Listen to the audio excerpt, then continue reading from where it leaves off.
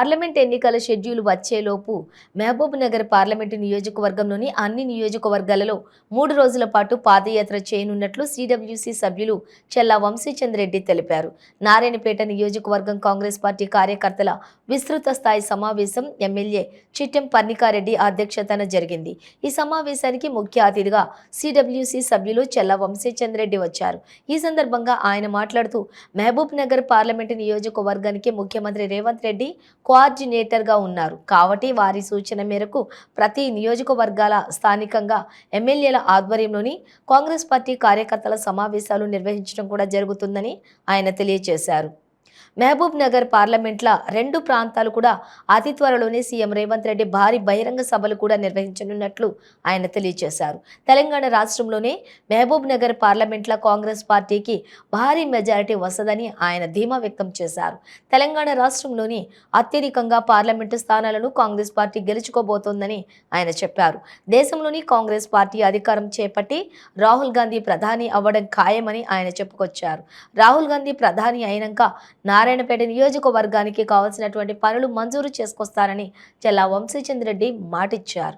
వంశీచంద్రెడ్డి ప్రసంగిస్తూ ఉంటే కిందున్న కార్యకర్తలంతా కూడా చప్పట్లు సిటీలు కొడుతూ ఉత్సాహపడ్డారు. సీఎం రేవంత్ రెడ్డి సూచనల మేరకు ఎమ్మెల్యేల ఆధ్వర్యంలోని నియోజకవర్గాలలోని కార్యకర్తల విస్తృత స్థాయి సమావేశంలో ఏర్పాటు చేయడం జరుగుతుందని అన్నారు.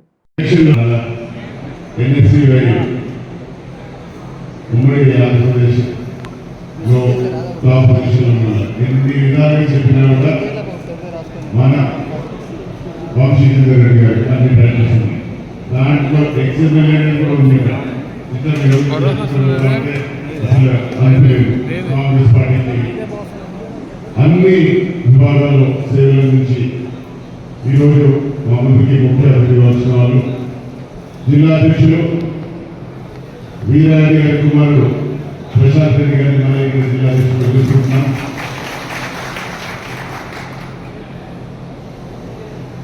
మా బావమరిది ఎమ్మెల్యే గారు శ్రీహరి గారు తీసుకుంటున్నాం. దీనివల్ల ఎప్పుడు నవ్వుతూ చిరునవ్వుతూ నవ్వుతూ అదే నవ్వుతూ హ్యాపీగా ఎమ్మెల్యే అయిపోయినారు. మీరు వేదిక పైన ముఖ్య నాయకులు కింద కూడా ముఖ్య నాయకుల సేకరణ పైన కుటుంబ సభ్యులు నాటు అందరూ కూడా నమస్కారాలు పెట్టుకుంటున్నప్పుడు ఒక 10 రోజులు అన్ని సెటిల్ చేసుకుని రాలేదు. 10 రోజులు అట్లా పోయేసిన లేదు. 10గా ముఖ్య ఆదేశం అందుకు అక్కడ దాని కూర్చున్నప్పుడు ఇంట్లో పెట్టుకున్నాను. ఇప్పుడు ఏమంటే తెలిసే వెళ్ళేస్తుంది. ఇప్పుడు ఆఫీసులో అనుకుంటూ ఉంటున్నాను. ఒక 6 రోజులు మొదటి 3 రోజులు మీరు ఏమంటున్నారంటే 10 కన్నా ఏం చేస్తున్నారు. 4 రోజుల నుంచి స్పీచ్ మొదలు పెడితే ఆమె పడే కష్టం చూసి మీరు కడుపులో పెట్టుకొని మీ బిడ్డ కన్నా సోదరి కన్నా తీసుకొని ఆమెను గెలిపించింది ఎవరంటే మీరందరికీ ఆ రోజు ఇక్కడ అహంకారంతో కొందరు గొడవలు కొట్టి తీసాలని చెప్పి అడ్డుగా మాట్లాడి ఒక స్టూడెంట్ తీసుకొచ్చి మీరు మా దేంట్లో ఆత్మవిలువ అంటే చూపెట్టిన మీరందరూ కూడా సింహాల ఒక యువకులకి అవకాశం ఇస్తే ఏం మీరు చూస్తున్నారు. ప్రొద్దున 8 గంటలకు మొదలు పెడితే రాత్రి 10 గంటల వరకు ప్రతి గ్రామంకి ప్రతి కుటుంబానికి 10 గంటలు ఎట్లా అవుతుందో మీకు ప్రొద్దున 8 నుంచి రాత్రి 10 వారితో పాటున్న స్టాఫ్ ఉన్నారు. ఏదో ఆరంభంలో ఆడుతున్నారు ఉంటారని పేర్లో ఇప్పుడు గుర్తుపడుతున్నామన్నా పొద్దున 7 గంటలకే ఫోన్ వస్తుంది రెడీ ఉన్నామని.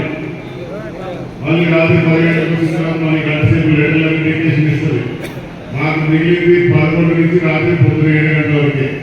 వాళ్ళ యువకులకి అవకాశం ఇస్తే ఆ ఉత్సాహం చేయాలనే తపన నన్ను నేను నిరూపించుకోవాలనే ఆలోచన ఉంటుంది.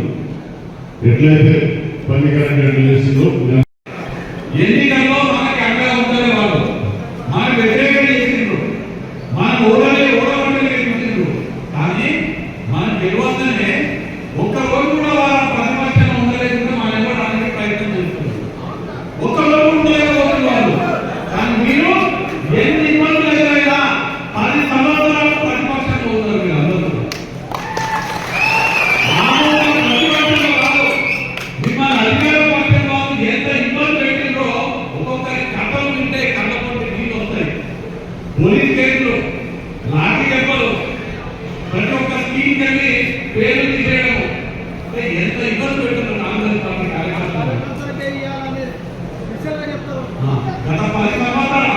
ఇబ్బందులు పడుతూ కూడా మీరు ఎవ్వరు కూడా అధైర్యపడకుండా మీరు నమ్మినటువంటి నాయకుడు కుంభం శివకుమార్ రెడ్డి గారికి అండగా ఉంది మీరు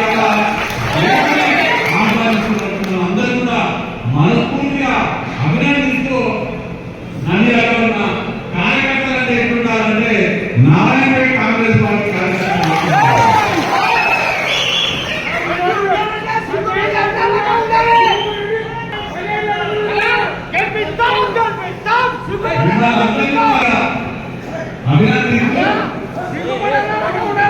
మీరందరూ కూడా అదే విధంగా పార్టీ క్రమశిక్షణ ఉంది భవిష్యత్తులో పార్టీ కోసం కష్టపడి పనిచేయాలని కోరుకుంటూ ఇవాళ మన ముందు చాలా దుర్గమైనటువంటి బాధ్యత ఉంది. నాకు పట్టణంలో చెప్పడం జరిగింది.